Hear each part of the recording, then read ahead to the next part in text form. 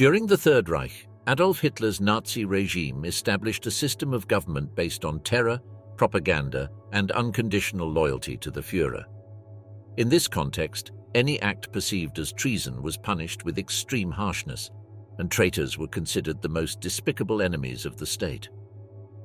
Hitler's paranoia and the regime's repressive structure meant that even the slightest suspicion of disloyalty could have deadly consequences. Internal purges, summary trials, and executions were common methods to maintain control and secure the continuity of Nazi power. This brutal fate reached not only those who actively conspired against Hitler, but also individuals who made minor mistakes or who were simply victims of intrigues and unfounded accusations. The relentless repressive machinery of the Third Reich left a legacy of fear and brutality, reflecting the ruthless nature of one of the darkest periods in modern history. To understand who were the traitors of the Third Reich, we must first examine how Adolf Hitler rose to power and what traitor truly meant in that context. Amidst the chaos, the National Socialist German Workers' Party, better known as the Nazi Party, began gaining popularity.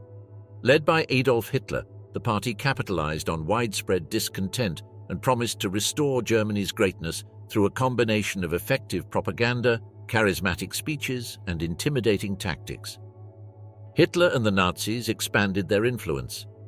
In 1933, Hitler was appointed Chancellor of Germany and quickly consolidated his power through a series of strategic moves. Using the Reichstag fire as pretext, he imposed the Reichstag fire decree, which suspended civil liberties and allowed the arrest of political opponents without trial. Shortly afterward, the Enabling Act granted Hitler dictatorial powers, permitting him to rule by decree. Thus, the Third Reich was established, with Hitler as Führer, beginning Germany's transformation into a totalitarian state. In the context of the Third Reich, the term traitor was applied broadly and severely. Any form of opposition to the Nazi regime, whether active or passive, could be considered treason. This included acts of sabotage, espionage, or even the simple expression of opinions contrary to Nazism. Traitors were viewed as enemies of the state and of the Aryan race, and they were punished with extreme severity. The Nazi regime used the concept of treason not only to eliminate its opponents, but also to instill fear in the population and ensure obedience. The consequences for those accused of treason were drastic. Summary executions, torture, and imprisonment in concentration camps were common methods of repression. This atmosphere of terror and constant surveillance made resistance difficult and demonstrated the totalitarian reach of the Third Reich. With this context in mind, we can better understand the circumstances and the immense risks faced by those who dared to betray Hitler. In the following chapters, we will explore the stories of these courageous individuals and the brutal reprisals they suffered at the hands of the Nazi regime. Within the Nazi Party, political treason was considered one of the gravest and most dangerous offenses. This totalitarian regime, headed by Adolf Hitler, tolerated no dissent or questioning, since absolute loyalty to the Führer was a fundamental principle for maintaining power. Party members and officials who expressed any form of disagreement with Hitler or party policies exposed themselves to severe consequences. Such reprisals were not limited merely to expulsion from the party or loss of office. Those accused of disloyalty were frequently charged with treason, a crime punished in draconian fashion. Those who dared question the Führer or his decisions, whether for ideological, political, or moral reasons, faced a grim fate. Repression could take many forms, from imprisonment and torture to summary execution. The infamous purge, known as the Night of the Long Knives in 1934, is a clear example of how Hitler and his closest circle eliminated potential rivals and critics within the party. During this event, numerous members of the SA Sturmabteilung and other political figures were killed under the pretext of imminent treason. Fear of betrayal and constant reprisals fostered an atmosphere of paranoia and distrust, where even senior leaders of the party lived in constant worry of falling into disgrace. This internal terror ensured that few dared to oppose Hitler, further consolidating his dictatorial power. In this environment, dissent was virtually synonymous with a death sentence, keeping any serious attempt at opposition within Nazi ranks at bay. One of the best-known cases is that of Ernst Röhm, leader of the Sturmabteilung, the Nazi Party's paramilitary forces. Röhm was a former comrade of Hitler and had played a crucial role in the party's rise, particularly through his ability to organize and mobilize the SA. However, his growing power and personal ambitions came to be seen as a threat by Hitler and other Nazi leaders. Röhm wanted the SA to replace the regular army, which alarmed both the military and party members, who saw this as a potential source of instability. During the Night of the Long Knives in June 1934, Hitler ordered the purge of the SA and the elimination of Röhm and other senior officers of the organization. Röhm was arrested and executed without trial, along with several of his top collaborators. This event not only consolidated Hitler's power by removing possible rivals within the party, but also disciplined the SA, subordinating the paramilitary forces to Hitler's direct control and to the SS, led by Himmler. The purge sent a clear message. Any challenge to Hitler's authority would be met with the utmost severity. Another notable example is that of Gregor Strasser, a prominent party member who had been a close ally of Hitler in the early years, but eventually distanced himself due to ideological and strategic differences. Strasser was one of the main defenders of the socialist wing of National Socialism, which led him to clash with Hitler, who preferred a direction more aligned with the interests of German industrialists and conservatives. In December 1932, Strasser resigned his positions within the party due to these disagreements, placing him in a vulnerable position when Hitler consolidated his power. In the context of the 1934 purge, Strasser was arrested and murdered, becoming another victim of the brutal elimination of dissidents. His death, like Röhm's, served as a reminder of the extreme consequences of opposing Hitler.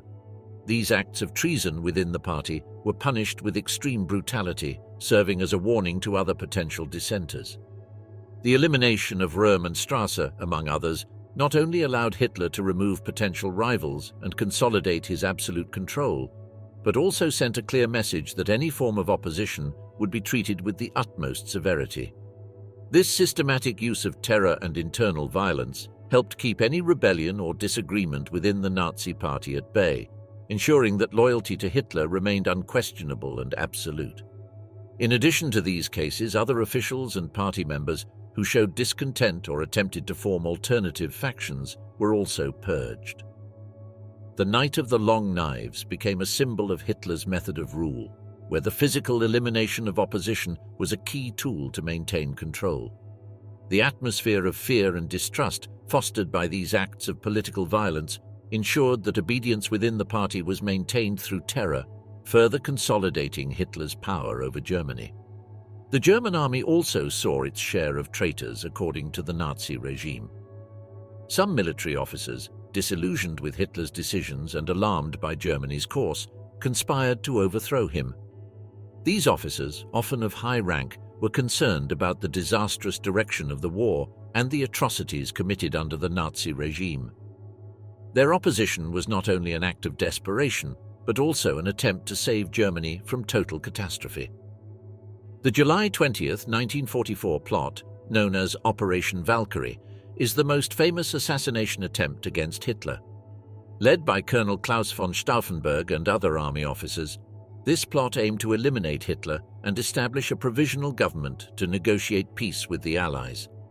Stauffenberg, who had been gravely wounded in combat and was convinced Hitler was leading Germany to ruin, placed a bomb in the Wolf's Lair, Hitler's military headquarters in East Prussia. Although the bomb exploded, Hitler survived with minor injuries. The failed attempt had devastating consequences. The conspirators were quickly identified, arrested, tortured, and executed summarily. Stauffenberg and several of his closest collaborators were shot that same night. In addition, a wave of reprisals known as Operation Gitter, led by the Gestapo and SS, was unleashed. This purge resulted in the execution of approximately 200 officers and sympathizers, while thousands more were arrested and subjected to summary trials. Operation Valkyrie was not the only attempt to overthrow Hitler.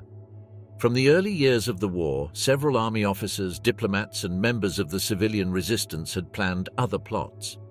The Kreisau Circle was one of the most important groups in the German resistance, composed of aristocrats, intellectuals, and military officers. This group discussed plans for a post-Hitler Germany and a Europe based on democratic and Christian principles.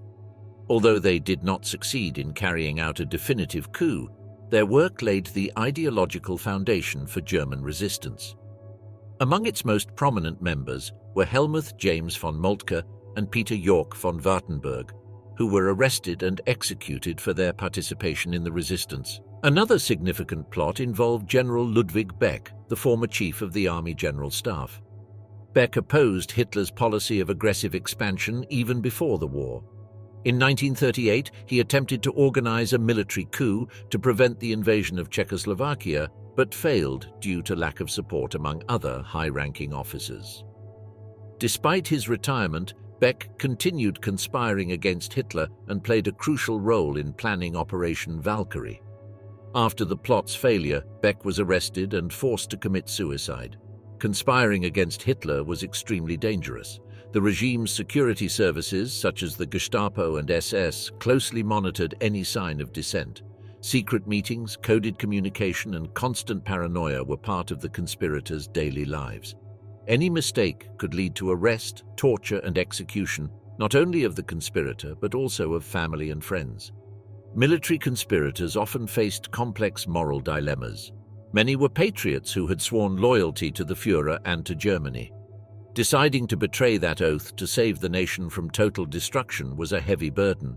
However, the growing evidence of atrocities committed by the regime and the clear prospect of total defeat in the war motivated many to act. The consequences of these plots were severe. Hitler used the failures of these assassination attempts to strengthen his control over the army and the country.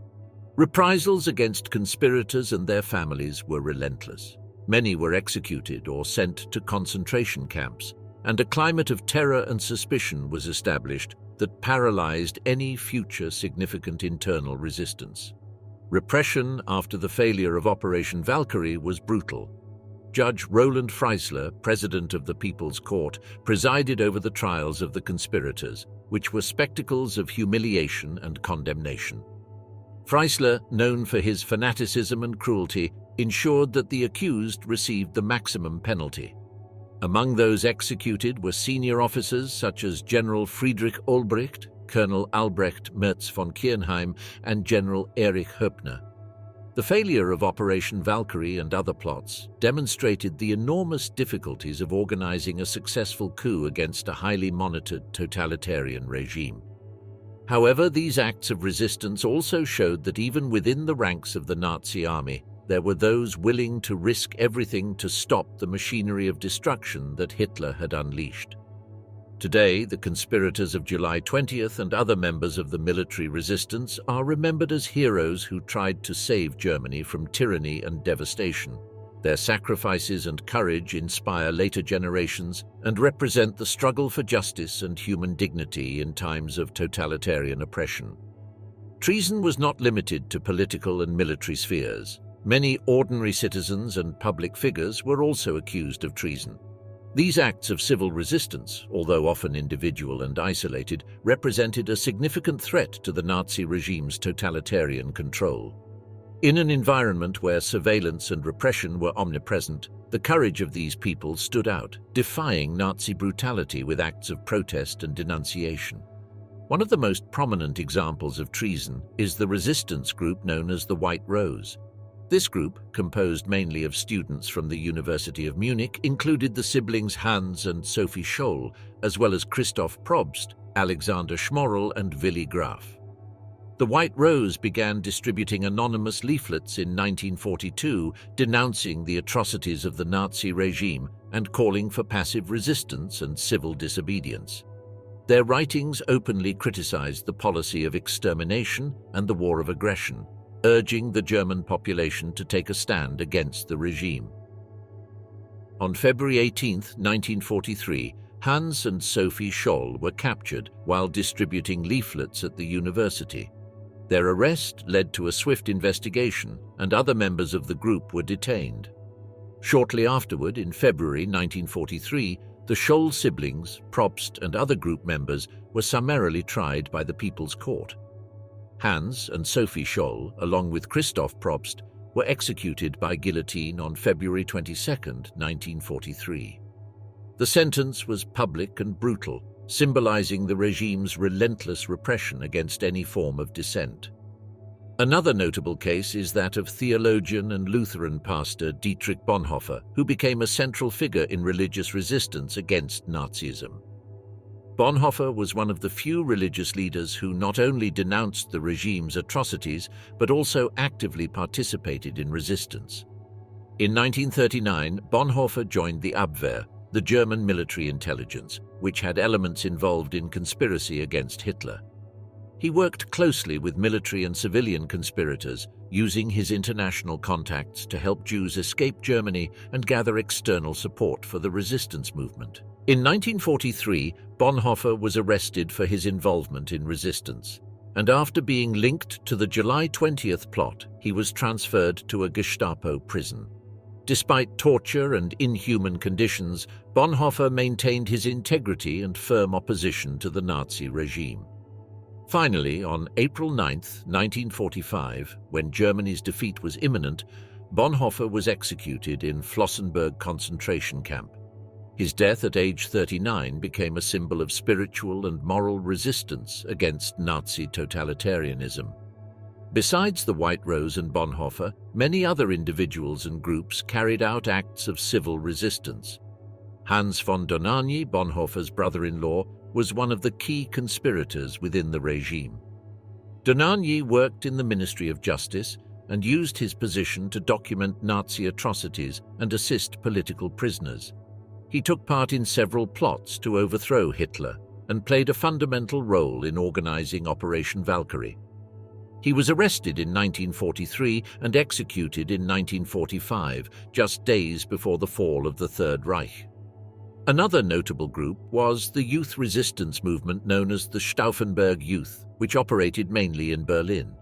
These young people, inspired by ideals of freedom and justice, spread anti-Nazi propaganda and helped political opponents escape the country. Their struggle, although modest compared to larger movements, stood out for its courage and determination. Many of them were arrested and executed, but their spirit of resistance left a lasting mark. The Confessing Church movement, led by pastors such as Martin Niemöller, also played a crucial role in civil resistance. This religious movement opposed Nazi interference in church affairs and denounced the regime's racist and authoritarian policies. Niemöller was arrested in 1937 and spent 8 years in concentration camps, including Dachau. Despite repression, the Confessing Church continued challenging the regime and providing spiritual and moral support to its members and others persecuted.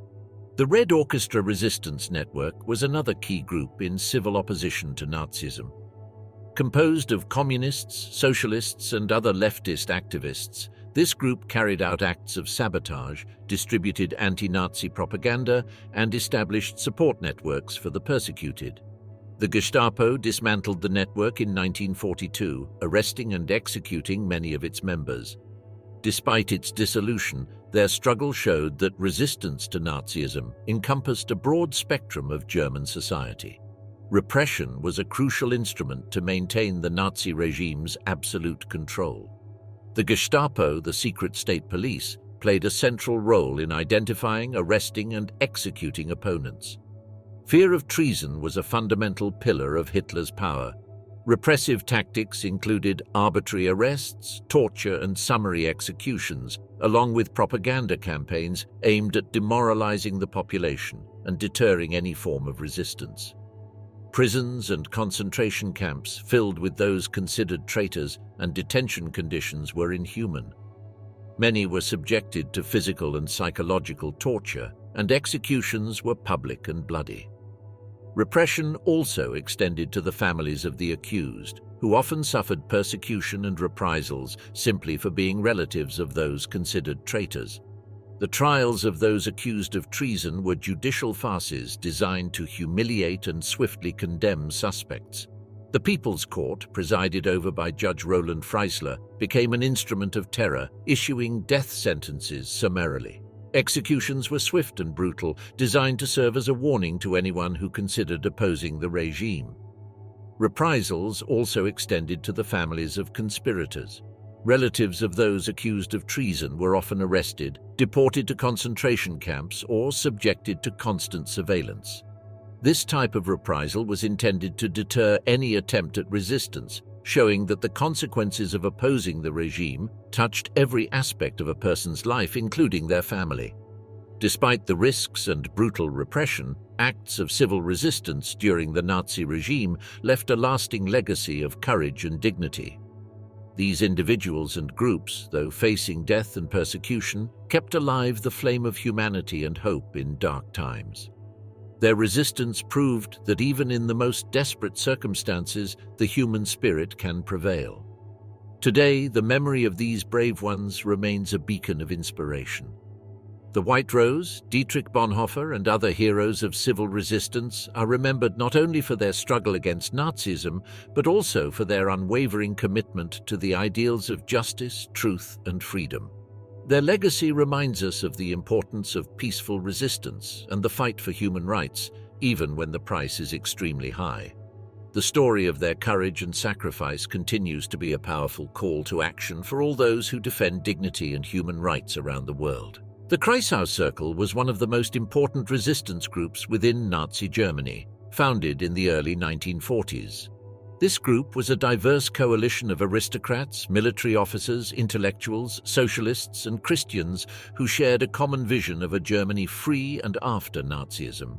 The group's name comes from the Kreisau estate, today Zowa, Poland, owned by the aristocrat Helmut James von Moltke, where several clandestine meetings were held. Helmut James von Moltke, a lawyer and officer in the Wehrmacht, was the founder and the soul of the Kreisau Circle.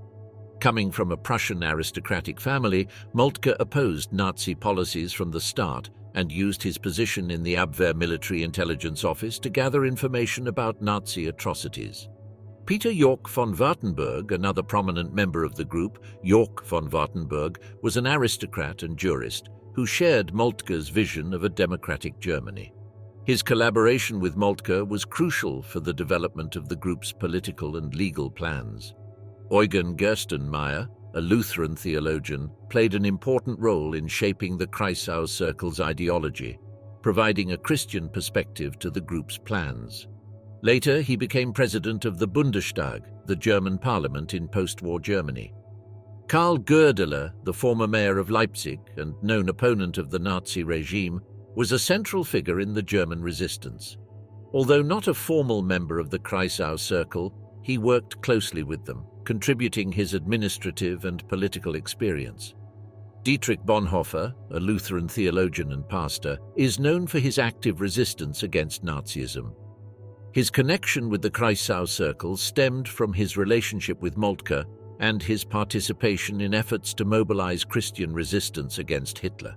Alfred Delp, a Jesuit and theologian, was another key member who brought a Catholic perspective to the group. His commitment to Christian and humanitarian ideals led him to participate actively in resistance and suffer Nazi persecution. The Kreisau Circle focused on developing a vision for a post-Nazi Germany based on democratic, Christian, and humanitarian principles.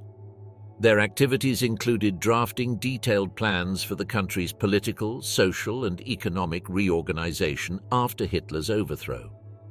The members of the Circle also maintained contacts with other resistance groups and military conspirators. One of the main goals of the Kreisau Circle was to create a framework for Germany's reconstruction after Nazism. This included plans for decentralization of government, promotion of social justice, protection of human rights, and creation of a sustainable and fair economic system. Members of the Circle worked on documents and memoranda detailing their visions for a democratic Germany. Although the Kreisau Circle did not directly plan attacks against Hitler, its members were in contact with other resistance groups that did. They supported the idea of a coup and joined broader conspiracies. For example, Helmut James von Moltke and other Circle members were aware of Operation Valkyrie and supported the idea of overthrowing Hitler and establishing a provisional government. The Kreisau Circle's approach was to prepare an ideological and practical framework for a peaceful, stable transition after the Nazi regime.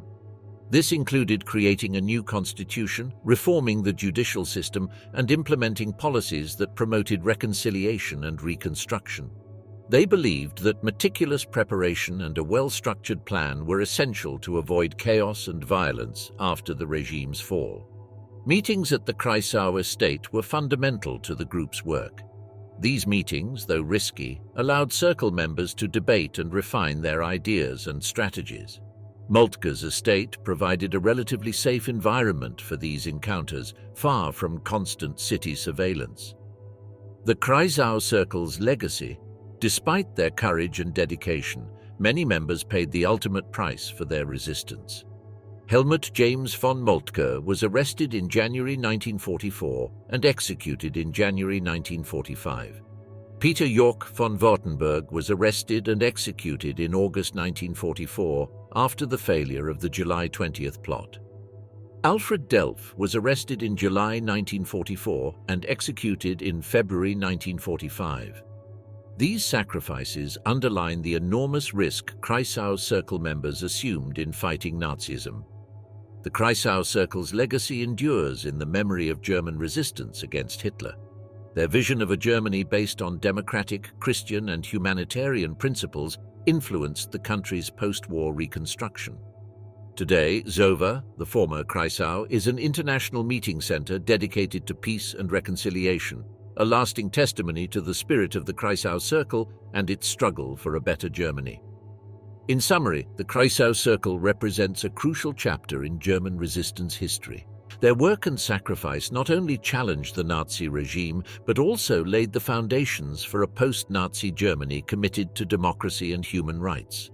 Operation Valkyrie was one of the most significant attempts to assassinate Adolf Hitler and overthrow the Nazi regime. This plot was conceived in a context of growing desperation among high-ranking military officers and some civilians who realized Germany's imminent defeat and the atrocities committed under Hitler's leadership. The conspiracy was led by senior army officers, including Klaus von Stauffenberg, Henning von Treschow, and Friedrich Ulbricht. Klaus von Stauffenberg, a German army colonel, became the central figure of the plot. Severely wounded in combat, he lost his right eye, right hand, and 2 fingers of his left hand, which did not prevent his determination to carry out the assassination. Henning von Treschow, another high-ranking officer who played a crucial role in planning the plot, had previously attempted to kill Hitler several times without success. His experience and connections were vital for coordinating Operation Valkyrie. Friedrich Ulbricht, Wehrmacht. General Ulbricht was responsible for devising the use of the German army's emergency plan called Operation Valkyrie, originally designed to suppress internal uprisings as a cover to take control of the government after Hitler's assassination. The plan involved using Valkyrie to mobilize the army reserve, the Ersatz, to seize Berlin, disarm the SS and other Hitler-loyal elements, and arrest Nazi leaders. On July 20, 1944, Klaus von Stauffenberg carried out the assassination attempt by placing a bomb in the conference room of the Wolf's Lair, Hitler's headquarters in East Prussia. Although the bomb exploded, Hitler survived with minor injuries due to several factors, including the fortunate position of a heavy table that absorbed much of the impact. The explosion killed 4 people and wounded several others, but Hitler managed to escape alive, resulting in the failure of the coup. The failure of the July 20th plot had catastrophic consequences for the conspirators and their associates. The Gestapo acted quickly, arresting thousands of people suspected of involvement in the conspiracy. Klaus von Stauffenberg was arrested that same night and summarily executed alongside other main conspirators, such as General Friedrich Ulbricht and Colonel Albrecht Merz von Kuehn. In the following months, a series of summary trials at the People's Court, Volksgerichtshof, presided over by the infamous Judge Roland Freisler, resulted in the execution of more than 200 people. These trials were known for their brutality and the humiliating treatment of the accused. Prominent resistance figures, Wilhelm Canaris, head of German military intelligence, and Hans Oster, his deputy, were executed for their participation in the conspiracy. Karl Gödel, former mayor of Leipzig and one of the main civilian leaders of the plot, was also arrested and executed. Helmut James von Moltke, a prominent member of the Kreisau Circle, was arrested and executed in January 1945, along with other members such as Peter York von Württemberg and Jesuit theologian Alfred Delp. The Nazi regime used the failed attempt as an opportunity to intensify its repressive control.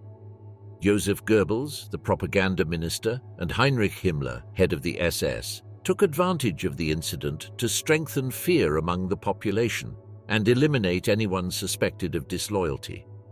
The repression extended not only to direct conspirators, but also to their families and associates, creating an even more oppressive climate of terror within the Third Reich.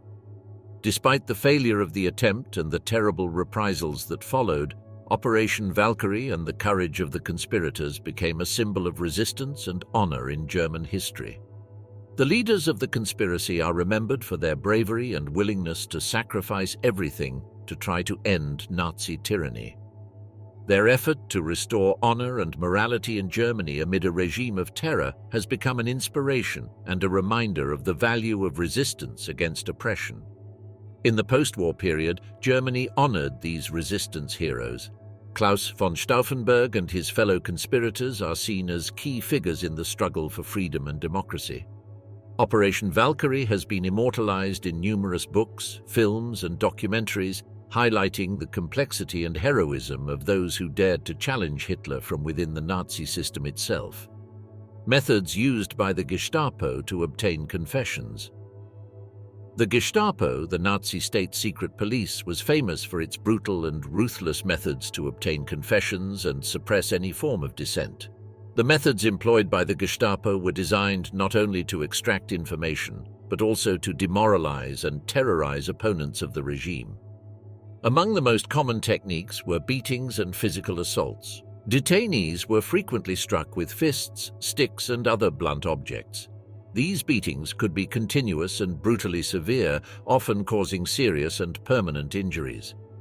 Sleep deprivation prisoners were kept awake for entire days, weakening their mental and physical resistance. This technique aimed to disorient and break the will of detainees, making them more willing to confess. Psychological torture. The Gestapo used constant threats against the lives and safety of prisoners and their families. Intimidation, deception, and isolation were common tactics. Prisoners were often held in solitary cells under inhumane conditions to demoralize them and break their will. Isolation cells, detainees were placed in tiny, dark cells with inadequate ventilation. These cells were often infested with rats and insects, adding another level of torment. Intensive interrogation. This term covered a variety of horrific techniques, such as hanging prisoners by the wrists, often with hands tied behind the back, causing extreme pain and permanent physical damage. Electric shocks. Electric shocks were applied to various parts of the body, causing unbearable pain and often irreparable damage. Submersion. This technique involved repeatedly immersing the detainee in water almost to the point of drowning, a method causing extreme terror and physical suffering. Stories of detention and torture. Hans and Sophie Scholl, siblings and members of the student resistance group known as the White Rose, distributed anti-Nazi leaflets denouncing the regime's atrocities and calling for passive resistance. They were arrested in February 1943 and subjected to intense interrogations and torture. Despite the brutality, they remained firm in their convictions and did not betray their companions. They were quickly tried in a summary process and executed by guillotine. Only 4 days after his arrest, Dietrich Bonhoeffer, the theologian and Lutheran pastor, was arrested in April 1943 for his involvement in resistance activities and his connection to the July 20th plot. During his imprisonment, he was subjected to physical and psychological torture. Despite the extreme conditions, Bonhoeffer maintained his faith and spirit of resistance. He was executed in April 1945, shortly before the end of the war, becoming a symbol of the moral struggle against Nazism. Trials and executions. The trials of the accused traitors were carried out mainly by the People's Court, Volksgerichtshof, a special tribunal established by the Nazi regime to judge political crimes. These trials were judicial farces characterized by the absence of due process, ineffective legal defenses, and premeditated decisions. Judge Roland Freisler, known for his violent and contemptuous attitude toward the accused, presided over many of these trials and issued numerous death sentences. Execution methods and notable cases, traitor executions, were carried out in various ways, depending on the symbolism and brutality the regime wished to show. The most common methods included guillotine, used for quick and effective executions. This method was commonly employed for political dissidents and resistance group members. Firing squad, usually reserved for military officers and high-profile conspirators as a gesture of certain military formality. Hanging, often designed to maximize suffering. Some executions were carried out slowly using piano wire, increasing the condemned's torment. Klaus von Stauffenberg and the July 20th conspirators. Klaus von Stauffenberg was one of the main leaders of the July 20th, 1944 plot, a failed attempt to assassinate Hitler and overthrow the Nazi regime. After the assassination attempt failed, Stauffenberg was executed by firing squad a few hours later.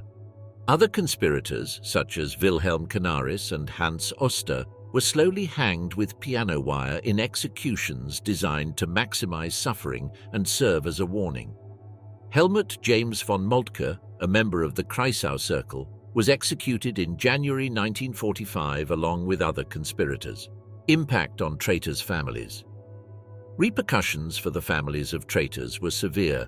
Under the principle of Sippenhaft, family guilt, Nazi authorities arrested and punished the direct relatives of those accused of treason. These families faced arrests, deportations to concentration camps, and confiscation of their properties. The stigma of being a traitor's relative often condemned them to social marginalization and poverty. Examples of families affected by members' treason: Klaus von Stauffenberg's family. After the failed July 20th attempt, his wife Nina von Stauffenberg and children were arrested and sent to concentration camps, living in harsh conditions until the end of the war. Despite adversities, Nina von Stauffenberg maintained hope and strength, surviving with her children until liberation. Sophie and Hans's family, their parents, Robert and Magdalene H., were briefly arrested after their children's execution and faced constant surveillance and harassment by Nazi authorities. Despite suffering, the SH family continued their resistance as much as possible, supporting other relatives of regime victims and keeping the memory of their children alive. Helmut James von Moltke's family. After von Moltke's execution, his wife Freya and children faced Nazi persecution, house arrest, and constant surveillance. Freya von Moltke became a tireless advocate for her husband's memory and the Kreisau Circle's work, fighting for reconciliation and historical memory in the post-war period.